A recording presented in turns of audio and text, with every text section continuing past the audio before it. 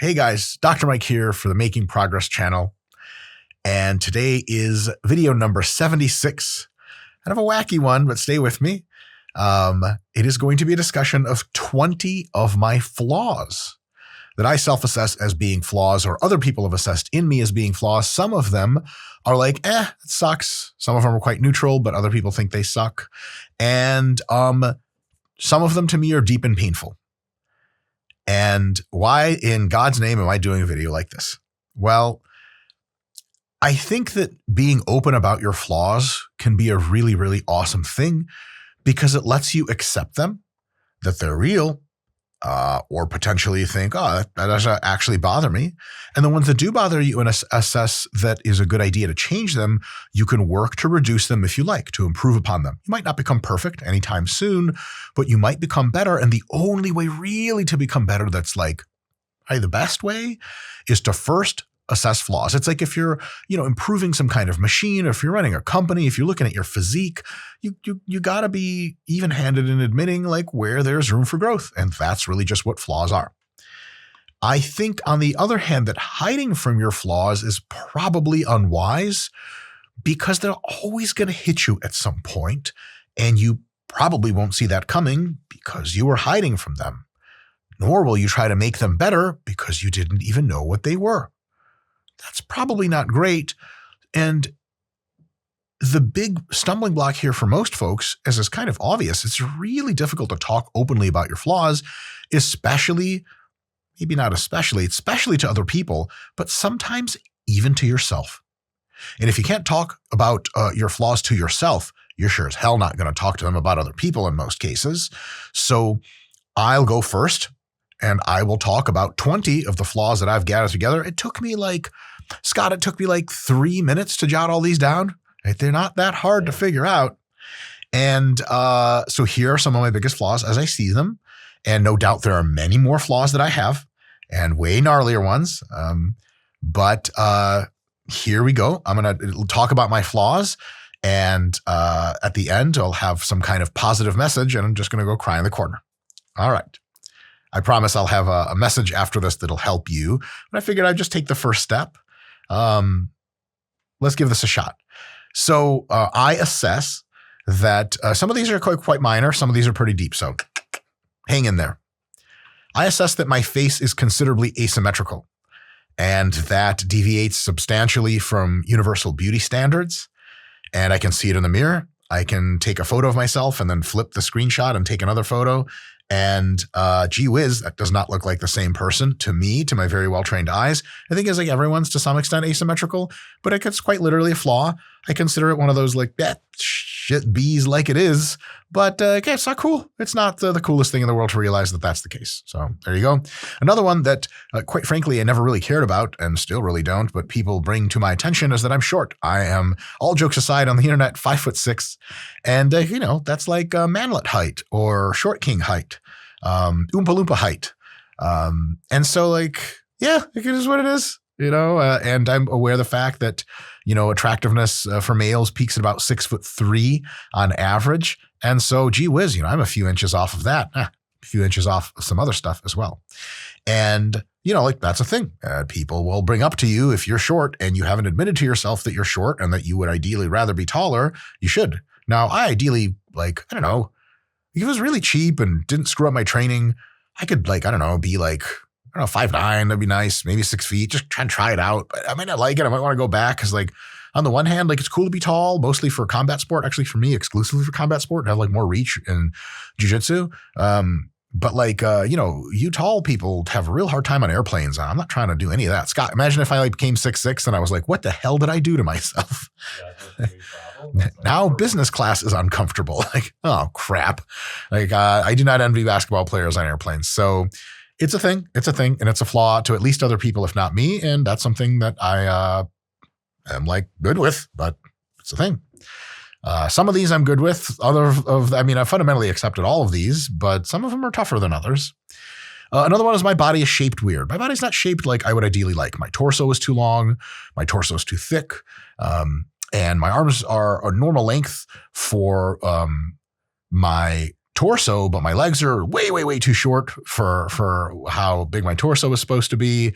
My head is quite large. The rest of my body is just skeletal structure, not very big. It's like, I'm not like in love with it. I don't look at pictures of myself often and go, wow, perfection. Like, Keon Pearson, the bodybuilder, just Keon Prodigy. If you just Google that, that is what pretty much perfection looks like, at least one version of it that's really close. That ain't me. And I have absolutely no illusion about that. It's something that bothers me a ton. I am in physique sport, and one of my absolutely deep passions in life is what I call the aesthetic revolution, is taking all of humans that want, and myself included, and helping them over the next 10 to 15 years exist in the exact bodies that they want to exist in. It's possible.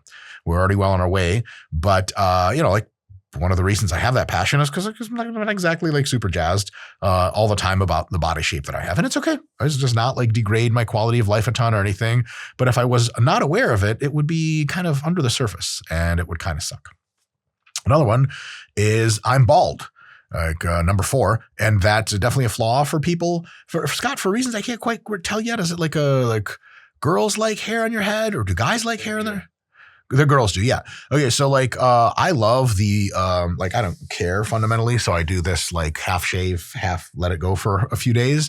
But I love being bald because I hate hair. I train so much. The hair is just to me like a thing that sops up your sweat and makes you feel even more gross. And so I love being bald. It doesn't bother me much, but other people say it's not great, and they make jokes. And sometimes people make jokes about your appearance. You're like, is this bad? Is it bad that I look like this? Sometimes they're jokes. Sometimes they have a hint of truth. Sometimes they're just like people trying to dunk on you, which is all love and respect. And so yeah, okay, I'm bald. That one basically bothers me hardly at all. Like every now and again, I'm like, cool to have hair. But most of the time I'm like, and I kid you not, if they have like a pill or a genetic intervention that I can take in 10 years or something, that will instantly get rid of all of my body hair, except for my eyebrows or something to they have a function, including the hair on my head, 100%. Scott, I'm taking that instantly because, well, I'll get to the hair situation in point number 6. Number 5, I have loose skin. I have loose skin on my inner thighs, not a ton. I have loose skin under my pecs. I have loose skin, a ton of it in my lower back, which I actually will be soon getting surgery, I think, to get rid of. Hopefully, cross my fingers, that is going to happen. And it's annoying as hell. This one really pisses me off. I hate it. And it's because I purposefully got really fat. I was drug-free and got to 270 pounds, still same height when I was in my mid-20s. And it stretched out my skin, and now I'm much leaner, and I still have really loose skin, and it sucks. So it just sucks. One of these things that just suck. Luckily, or maybe not luckily, I don't know how to phrase this. It's a thing that we're going to be improving upon with technology. And the demand for it is massive because as tons and tons and literally tens of millions of humans lose all the weight they want from modern obesity drugs in the next few years, they're going to be like, oh crap, I have a lot of loose skin, and some combination of surgery or resorption drugs, gene therapies are going to be a big deal. I'm going to be all in on this. So it sucks, but ways to improve it. Number 6 is I'm hairy in all the wrong places. I do really mean that. So first of all, my nose hair inside my nose grows at a pace that can only be described as like animalistic. It's insane. I pull out my nose hair like regularly and just like gobs of freaking how is this happening? It'll just stick right out of my nose if I don't do anything with it. I'm currently growing hair just below my eyes right here because why not, Russian Jew style. I have hair that comes out of my ears, and I even have a few hairs that come from the top of my nose. And I'm not going to tell you guys what the pubic areas look like because, oh my God. Scott, think Cambodian jungle. Ooh, ooh, ooh. Yep. All that. Predator. Wherever they filmed Predator in 1986, that. Not fun. So that sucks. And I'm just like, I hate it. I consider it a flaw for sure. Number 7. This one's deeper. I still have a chip on my shoulder about my intelligence, still to this day. I have a weird thing going on with my intelligence where I simultaneously think that I've left most people behind, and I just think I'm legitimately smarter than most people I'll ever meet, which is a cocky statement and lands wrong every time I say it. It does. And at the same time, I still feel like I have to prove that I'm really, really, really, really smart because even I don't believe it at a certain level, maybe for good reason. And deep down, whether or not I'm as smart as I think or not, who knows, I definitely am not as smart as I want to be. I grew up having the inability to use my true intelligence until my attention deficit disorder got sorted through high school and college. Now I can use sort of the boundless abilities of my mind or whatever, but I think that not feeling smart for like, I don't know, the first 14 years of my life, and then a bunch through college when the medication stuff was giving me problems, I had to switch off and switch back on. That left me with a bottomless pit of, oh man, am I really that dumb? And so it doesn't really matter how many awards I get or books I write or software programs I help design. It still sticks around in my head. Like maybe I'm not as smart as I think. And it is definitely a chip on my shoulder. So I don't love that. I'm not defending it. As a matter of fact, I'm not defending any of these. These are flaws. I think it's a flaw. I think it sucks. And I'm working on improving it. But like with most of these, you have to be very patient with yourself and very kind. But nonetheless, see like, hey, like, you know, I could be better. I could be better. Another flaw, number 8, is I want to win every single argument against anyone who ever disagrees with me by beating the issue into the ground. Sometimes in a fun way, arguing to convince, very cordial, and sometimes if you catch me on a bad day, then not in a fun way, a way in which I intellectually embarrass you at every turn. I never, ever, ever want to do that for folks who don't come at me all wrong. But if you've ever seen my comment section, you can understand this channel's comment section is probably okay, but my Instagram comment section is full of people that in my worst mental frame, I just don't understand why they even open their mouths, because the amount of just backslapping intellectual just overkill I can push onto them, they just have no idea how far afield they are of their abilities and of the truth and of their ability to assess the truth. And this is one of the reasons that negative comments online really, really get to me. That is a huge flaw. It's terrible. And like they seriously do, fellas, real talk. Comments online that are negative often really, really get to me. Not all of them, but some small minority get to me way too much more than they should. And the number one reason they do is because when people say demonstrably false things that are often designed to insult me and say that I don't know things, what I respond with to that is like, let's find out what you know and you don't know. And I don't have enough time to debate with hardly anyone online like I used to back in the day, but I used to love it. And I would finish every debate all the way through. Most people would just stop responding to me. I had a debate a few days ago where it was a bodybuilding thing, and the guy just deleted his comment after a few of my questions that he for sure could not answer, because the answer would have to affirm that he was in fact wrong. And the reason I do this is because he came at me all wrong. He's trying to clown me like, dude, are we really going to let you go with saying this? You are going to let me go with saying this. Do you know why? Because when you don't let me go with saying this, I'm going to say it and explain it to make it a very, very, very fine point to where you lead yourself the idea that you're wrong. You should have never commented that. And I don't care about the comment. I never, ever, ever want people to delete their comments, but he deleted his anyway because frankly, it got embarrassing for him. This is all kinds of nasty negativity nobody needs in their life. And the irony is that like half the comments are just by like 12-year-olds having fun. And what's that called, Scott? Rage baiting or whatever? Like, that's just it. And so I get pissed at rage bait. Oh my God, what a flaw in today's internet. What a flaw. And I'm from an era of saying nothing on the internet that you wouldn't say in real life, which sucks. And I'm not adjusting well. And this is a constant challenge for me. I'm doing better and better with it, but like I would like to be doing better and better faster. So real talk, that's just how it is. I have a tendency on occasion, this is number 9 flaw, to infer way too much, relatively confident ideas about how the world really works from way too little data in sports science, technology, and life in general. So my world model that I have, my simulation of how I think the world actually operates, has lots of pieces of it that if you ask me, what exactly is the data using for this specific component, a lot of it would be inference from other parts of the world model and very little direct data on that thing that I'm talking about. And that's something I can improve because good data and good familiarity with data is really, really important. This is one of the reasons why I talk to ChatGPT all the time, because ChatGPT knows way more data than like anyone ever by a factor of 2 trillion or something. And so I just use it as like this giant, like big gulp of knowledge that I guzzle out of. And it's amazing because it's filling that hole, but I had a lot of holes to fill. I still think my world model is pretty good, but it can be improved with more data, 100%. Number 10 is I'm way too harsh on leftists. I will tee off on leftists till I'm blue in the face. It gives me an unbelievable amount of sadistic joy to do. And that's not cool because leftists are 2 things. They are almost always well-intentioned. They want the world to be a better place. and they care about, the oppressed others very deeply. And two, they're human beings. And human beings, unless they're charlatan sociopaths, don't really deserve teeing off on. It's a good argument there that maybe even charlatans and sociopaths shouldn't be teed off on because it's a waste of your time. I have my reasons. I'm very big on intellectual consistency and realistic world model. And I think postmodernism, the underlying philosophy of the modern left, is self-referentially wrong instantly. It's just dead on arrival. And I really love science, and leftists co-opted much of science in service of their insane agenda. All of these, I believe, are factual things. And it really got me the wrong way. Like hashtag trust the science took a big hit to the face, and AI and a modern governance structure with Elon and those folks is going to have to be the thing that saves it, because leftists beat the shit out of science on their way out of it, hopefully. And it's a really bad deal. I do think there are really serious critiques there. Also, I'm from the Soviet Union.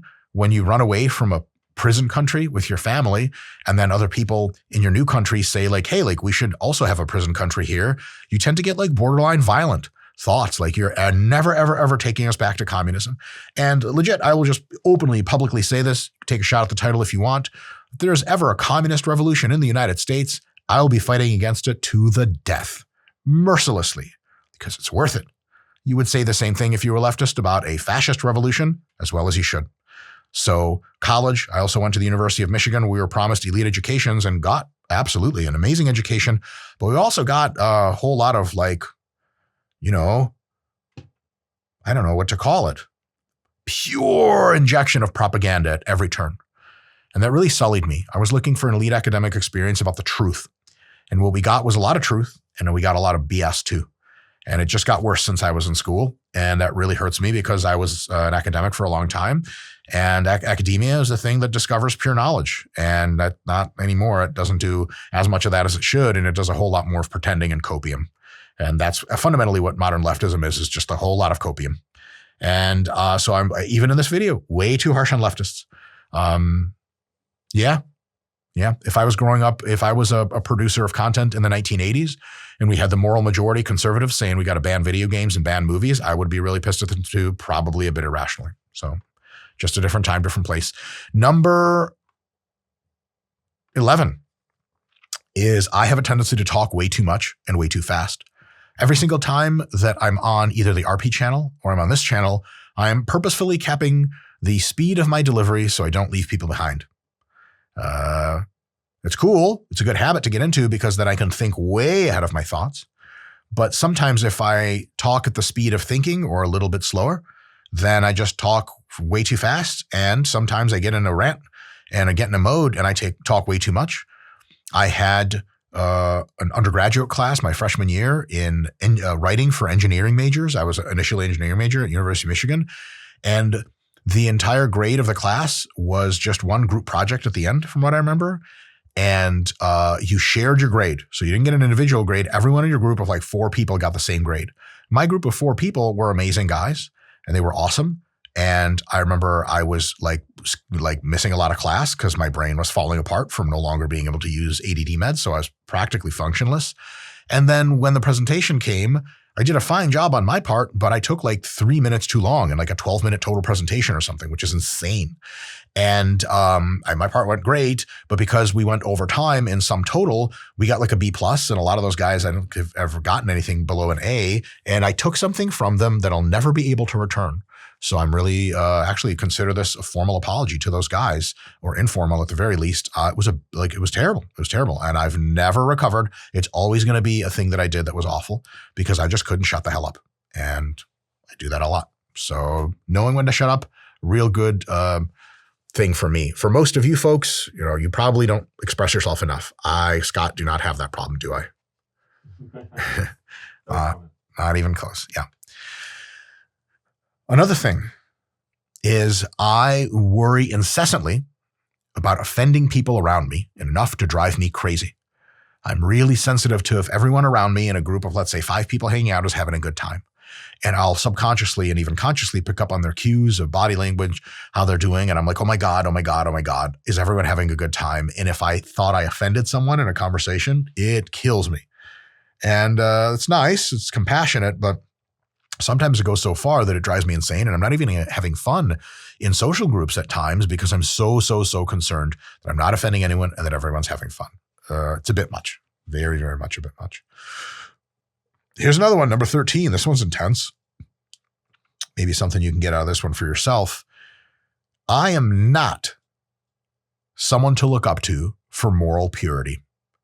I have before on this channel talked about what objective morality looks like. I stand by everything I said. I will talk considerably more about what I think objective morality looks like and how adults should behave in the world. Hopefully dozens and dozens more videos ahead. And in none of these videos will I ever say, you should do this like I did because I'm perfect. I'm going to come to you guys right now and tell you something trippy that's kind of trippy to say in, public YouTube and on the internet, lives forever. Good. That's how I want it. I am not morally pure, and I've done bad and I've done wrong. And I do not ask for any apology or acceptance. I am flawed, period. And I'll eat that shit. It's my fight to fight. It's my demons to live with. And so what am I talking about? Just as a few examples, I've never attacked anyone physically, thank God. Though drunk in college, I got pretty fucking close. Thank God that did not happen. I've never physically bullied anyone. Thank God. That would be real hard to swallow.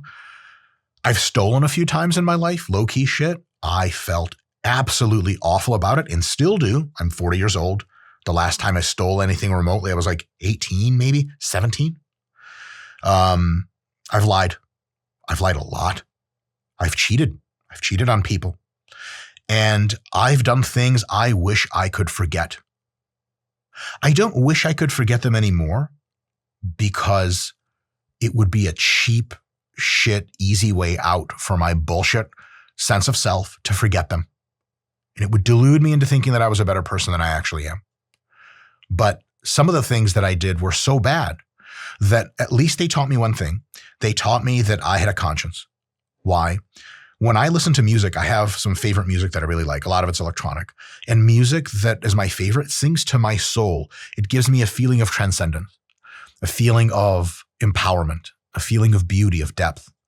And some of these things that I did, for months after I did them, I couldn't stand to listen to my favorite music because my soul was crushed.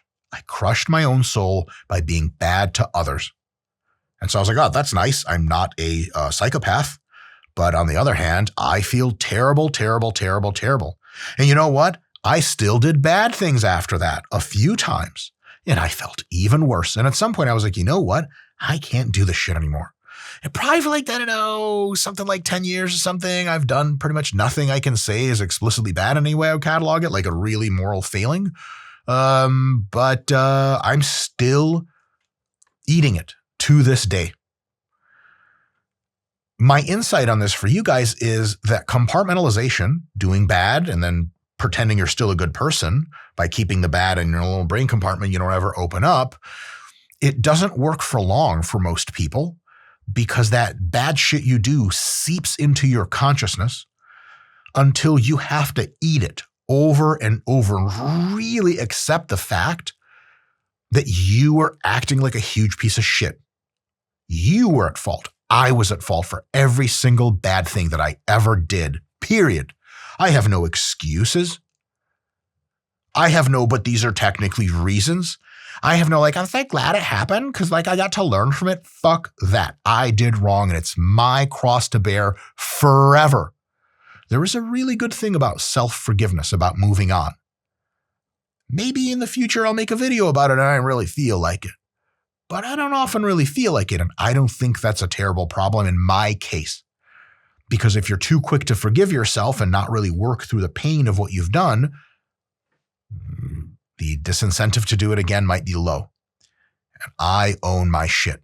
All the things I am bad at, I am not bad at owning my shit. And if you are in this position, in order to get good with yourself, you might have to do a lot of paying back if who and what you hurt or the concept you hurt, even if no one was actually hurt. if some way you can make that better, pay it back. And, or if you can make it, can't pay it back, it's like, all is lost tragedy, you can still pay it forward.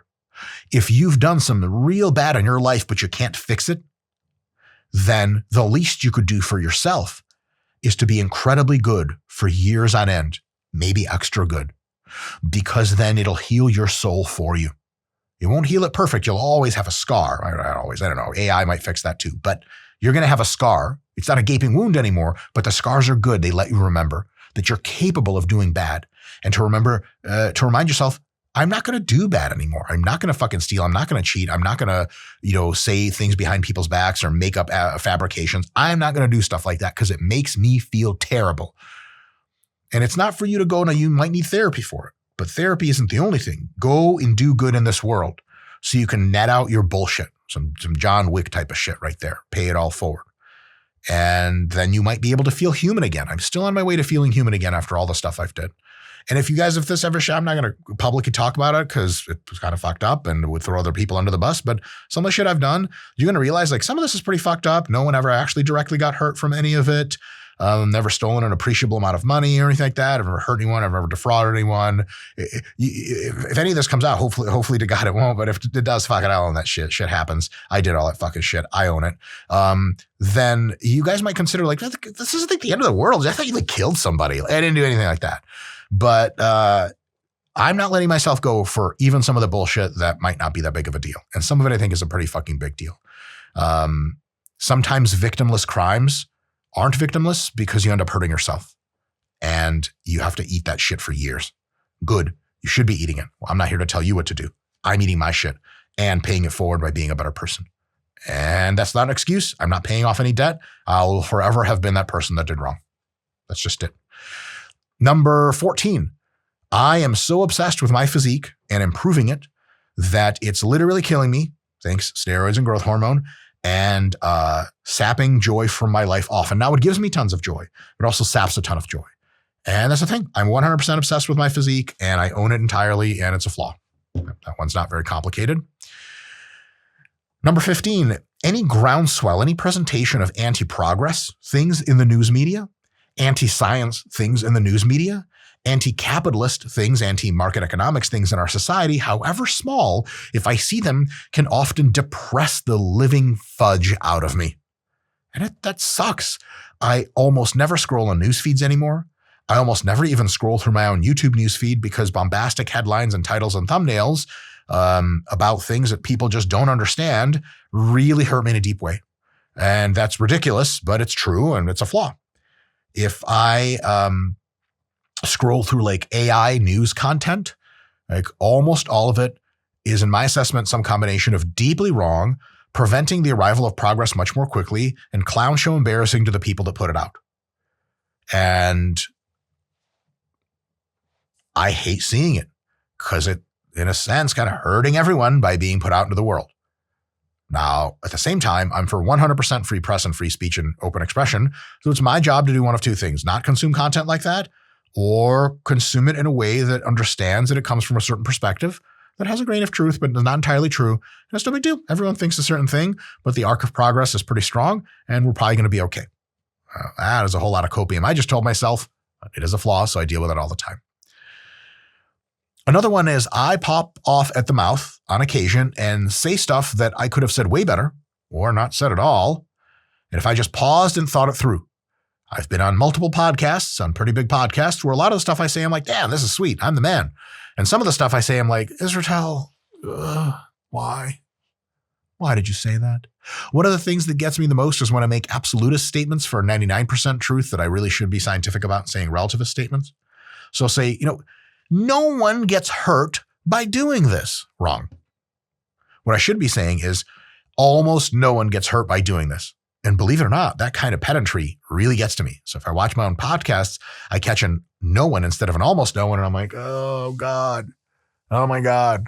Because it's a really big deal to understand the reality of the world is usually quite fuzzy. And almost everything you can think of short of violations of the laws of physics people's behaviors, people's tendencies, what kind of training styles grow you best, what kind of self-improvement styles grow your mind best. There are going to be exceptions. So saying absolutist statements drives me up the wall. And the way I usually say them is I'm always and everywhere completely in the know about relativistic statements. If you give me some time and be like, explain this statement, I'm going to give you all the couch probabilities that you need. I assure you. But it doesn't always come out like that. And I hate it when it comes out wrong. And it shouldn't. And it's my responsibility to do better. So I hate it. And that's it. It's a flaw. On occasion, number 17, I'm very critical of others. And it's toxic to them and it's toxic to me. A lot of it's like, why can't you just do a better job than this at like what you're doing right now? What the hell is wrong with you? And these are almost always just like ideas in my head. I almost never give critiques out loud, but I keep them inside. And it's slowly killing me, you guys. It's toxic as hell. So my work is about surfacing critiques I have of people in my head, letting them flutter around, letting them kind of settle a little bit, and then going, okay, how much of this is true? And how much of this is not a mistake? How much of this is me misperceiving it? Or how much of them are actually screwing up? And also, what am I supposed to do about it? Do I really want to hate them? The answer is, of course I don't. But human, instincts and proclivities be what they be. And sometimes I find myself being like, damn it, that's such a stupid thing. Why would you do that? And I don't say it. I just keep it in my head. And I hate having bad thoughts about other people. I just hate having bad thoughts altogether, negative thoughts, cynical thoughts. But I'm Russian, so I'm both self-aware and have an aspiration to not have many of those thoughts. And at the same time, profoundly Russian. And I have lots of cynical and very mean thoughts. It's demonstrably true that Russian people just have more of those on average than many other groups of people. So it sucks. It's a thing. Number 18 is that sometimes I think that I am getting to be a super important or more important part of the global conversation on health and technology, and my opinions matter and they help move the Overton window and maybe get the trajectory of some small part of society to get more progress faster and make everyone happier, quicker, get through the BS. But at other times, I think maybe that's a flaw because I'm highly overvaluing my contribution. I think I'm actually just a dilettante in most of the things I do, except for what I'm technically trained in and the most expert in. So if you talk to me about anything with resistance training and hypertrophy, yes, I consider myself to be one of the world's preeminent experts on all of that, especially in its application and interaction with science. I make no excuses for that. I will debate anyone in the world about that. That's easy. But I go start talking about AI or human development or everything on this channel, and maybe I'm just way out of my depth and wrong a lot. Now, I don't think I'm wrong all the time, and I think I'm probably more often right than wrong. And I don't even entertain AI discussions with most people because, quite frankly, most people, maybe not most, many people who like to have AI debates are so outside of being updated on the nature of the field that it's just embarrassing that they even think they're qualified for discussions. I had a comment on one of my kind of deeper AI posts recently on X or Instagram where a guy responded with, just use Wikipedia, bro, as a response to having high-level chats with GPT-4o. If you can understand why Wikipedia is a category level different of interaction with GPT-4o, it's just not interesting for me to discuss this with you because it would take a long time for me to explain to you how true emergent capabilities with tons of data and tons of compute mean that these two things are completely separable on deep qualitative and ability grounds and utility grounds. But I left most people behind. So I'm some combination of pretty smart guy who knows things and dilettante who's wading into saying stuff that's almost certainly wrong and is going to age poorly.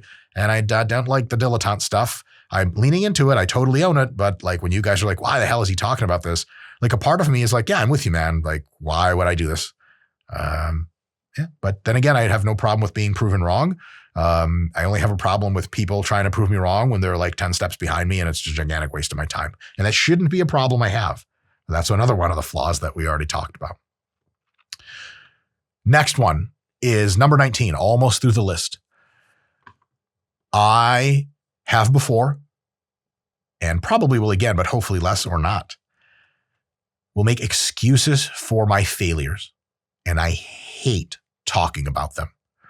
I guess I'm talking about my failures right now, but I don't love to talk about ways in which I've flubbed. I don't think anyone does, but I really don't like it. Some of these excuses are valid excuses, aka reasons why I failed at various tasks that people like to point out to me that I failed at.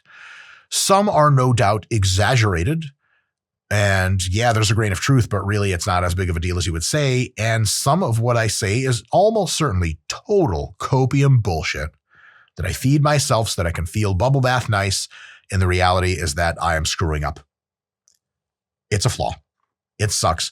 An example is like, why didn't I do as well as I liked in my last run at bodybuilding? I'm kind of stuck between making lame excuses. Some of those are actually mattering and actually true. And some of my descriptions on that are well-intentioned. Some are very poorly intentioned. And some of the critiques people give me are well-intentioned. Some are poorly intentioned critiques. And they're tough to hear, especially if they're poorly intentioned. And even tough to hear sometimes when they're well-intentioned, mostly because a lot of folks that would critique me for something like bodybuilding just have absolutely no idea how far out of the depth they really are. One of the critiques I've received about many of my shows is, dude, just get leaner. Okay, sweet. My man. You didn't think I thought of that? And they're like, well, yeah, you would have gotten leaner if you thought of that. Like, dope. And this is a fallacy I'm about to use, you illustrating that it's a flaw. What aboutism? Like turning it around on the other person. What about you, motherfucker? Why aren't you lean? Almost everyone who tells me I didn't get lean enough has also never gotten lean. Most of the people that have gotten very lean will say nothing because they're like, yeah, I know how hard it is. It's a bit tricky. And sometimes when it's easy for some people, it's not easy for others. You guys see that copium I'm pouring down your throat? So it's definitely a thing. But yep, got it, Scott. So it's just a whole giant kind of smorgasbord of, me getting butthurt at people critiquing me, mostly because I think they're completely out of their realm. And a lot of critiques have that decided air of trying to dunk on someone who's more influential than you. And the thing is I've already critiqued myself more than you ever could. I'm going to do a better job critiquing myself. Anything you think you have that's novel, you're either wrong about, or I've already done a better job to myself critiquing myself, and I can make a better shot at critiquing myself and have than you could at me. But that's not all of it. Some of the critiques are actually quite apt, and almost all critiques are very good to listen to because, of course, people should be critiquing me. I'm an open book and critique away, and it's just I get really defensive about it sometimes, almost all of it in my own head, and I hate that. I would rather be super open and not defensive, and now because I have a moral obligation to be open, I'm still defensive, and it sucks. I hate it. I need to learn to take criticism better, even though when that criticism is dead wrong, or if it has some truth, or when it's actually spot on. I do much better with criticism, believe it or not, that's spot on. And I do much worse with criticism that's dead wrong, mostly because of that whole idea that I think world models and ground truth are really important. When someone gives me criticism that's so far afield of ground truth, I'm it just shudders for me. But if someone gives me completely apt criticism, hey, your body proportions sucked and you're 10 pounds at least too high body fat on stage, at least that's what it looks like. I'm yeah, facts, agreed. It's not remotely offensive. It gets a little offensive when you're 900th person to tell me that. And the most offensive part to me, again, this is a flaw, I'm not endorsing that I feel like this, is, oh, what's up, big dog? You got the drop on me, didn't you? You know things back there with your keyboard. You know about how to get lean, don't you? And I couldn't do it, which makes you better. And that's really toxic because while it's funny to say that, I don't like having those feelings and I don't encourage them. Number 20, the last one, is I'm very optimistic about the world around me, about social progress, about the expansion of the economy, about the arrival of artificial superintelligence. But I'm actually very pessimistic about my own life. On the average day that you catch me, deep down inside somewhere in my head, I think I'm likely to keep getting dumber, linearly, rapidly over the next few years, and less funny. And until I die of a heart attack in my early 40s with my best income years behind me and enough to drive the point home of you were just a lucky flash in the pan and all your BS Instagram, YouTube fame is just you were the flavor of the month and you're nothing and no one and now you're dying of a heart attack. That is right before I die, I would probably have that thought. And I think there's a reasonable chance that can happen. So in my own private life, I'm insanely pessimistic. In my public life and in my social theorizing, I'm optimistic only because of data and trends and because of logic of how progress happens. But for my own private life, gee whiz, I'm pessimistic as hell, and that's really, really bad. I don't encourage you to do that. I'm sure there's more. Feel free to list some more of my flaws in the comments. Let's go. But why am I saying all this? Well, so that I can really see all of it at once. And being out in public really makes it real. This is a video that will live on the internet forever. People will clip out this video to dunk on me in their own videos because having my face and my name in your thumbnail currently gives you lots of views. Owned. Absolutely. Play the game. And if and after I do this, when I'm doing this, I can truly say to everyone, and especially myself, like, this is the real me. This is all I got. And all I'm trying to do is get better slowly over time. I am deeply flawed, but hopefully improving on the margins. That's all you're ever going to get from me.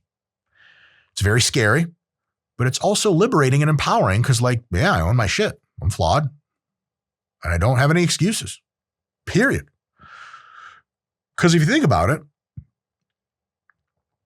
you're flawed, but improving self, and everyone is flawed, and most people are improving, is all you have. And if you don't like really look at it and go, I'm flawed in these ways that I listed and a bunch of others, and you go, okay, yeah, this is what it is. Let's make things better. I think that's the ultimate healthiest mindset instead of pretending that you don't have any flaws. And again, I'm sure I have more flaws still. Just to preempt something, I think like some people will point out flaws that they think I have. I am absolutely entitled to disagree. Like sometimes people say various things like, oh man, like this guy's not funny. Bullshit. I'm fucking hilarious. How do I know that? I'm funny to myself in my own head. I think I'm great. And that's actually the only thing that matters, by the way. So if you think you're funny, don't ever let anyone bring you down. Now, if other people don't think you're funny, okay, fine. There's a bit of a disagreement there. But, like I have enough objective reference point for other people thinking I'm funny to know I'm funny. And so sometimes when people give you criticism, they're just talking that shit and they're just delusional or just mistaken by just, good faith. And so you don't have to accept everyone's critique of everything, but to the things that you agree with critiques about, you got to be real open-minded. Like you are not perfect and you have flaws. And I don't want to even say that's okay. It just is. You're going to make it better, but it just is. And so my last message to you guys is to try this maybe on yourself and see how far you get. Just like to yourself on your phone, type out a list of, 5 or 10 or 20 flaws of yourself. Try to get real deep and some surface level ones.